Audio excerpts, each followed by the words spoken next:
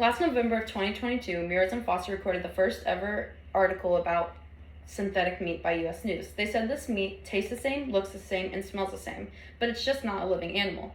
Through extensive research, I have gathered about how this meat will impact society and what are the consequences, good and bad. Research by Hudson Robotics last October, John Vane submitted a patent to make synthetic meat in the 90s.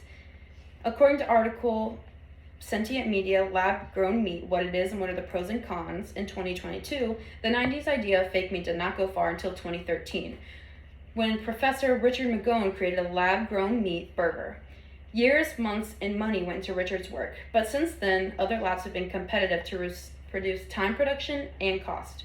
Sentient Media says lab-grown meat burger today would cost just about $9.80. Compared to a normal American burger, it's just about average. Professional taster Mikkel Angsky blind tasted 2 different types of meat, synthetic and real. She said, just like the U.S. News report, that it tasted the same, looked the same, and smelt the same. Published last January called Cultivated Meat Passed the Test. According to these articles, this is going to be the next big thing in the market. Fake meat takes a long process and it takes patience, but apparently the result is worth it. Lab meat is essentially animal cells put in a petri dish with some chemicals and let to grow until a meat protein is formed. Over time, this will create an actual meat that is edible and able for consumption after sanitization. Hudson Robotics says technology involved in producing meat includes bioprocess design, tissue engineering, cell culture media, and a 3D cell platforms. This does take a long time, but it is worth it. If you're wondering if this meat is safe to consume, the answer is yes, over time that is. The Agriculture Department of Food and Safety Inspection Services released information last November saying fake meat will undergo the same sanitization inspection as real meat and other products. This was published by Hudson Robotics. This lab-grown meat is safe for the body and safe for our market, bringing in new money.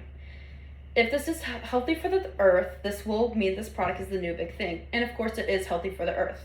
Last October, Hudson Robotics published an article explaining the health benefits of lab-grown meat, not only for our bodies, but for the earth as well. Lab-grown meat benefits the earth by reducing energy emissions and lowering water and land usage by Hudson Robotics. Animal abuse will also be substantially reduced, along with a lower rate of disease outbreaks, benefiting health, animals, earth, and our bodies. But scientists do fear that there will be an overpopulation of livestock. According to Mears and Foster with U.S. News, this meat product still needs a mark of inspection from USDA FSIS, who will make sure the product is packaged and labeled properly. Until this happens, the product will not be officially produced into the public. Sentient Media says a burger from the lab will just cost under $10, which is a great cost compared to all other meat products and the average burger, like said in U.S. News. With the price and time that goes in producing this meat, it is predicted that it will be the next big thing in the market and society. The FDA says that the world is expecting a food revolution and that they are willing to support it. Predicted by Forbes magazine in January, cell-based meat market is predicted to be worth $15 million by 2023 and $20 million by 2027, and those numbers are rising every minute.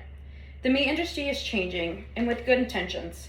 Lab-grown meat is a new concept in the last decade discovered by John Vane and then brought to a bigger thing by Richard McGowan. Lab-grown meat is expected to be seen all around the world in just less than a decade.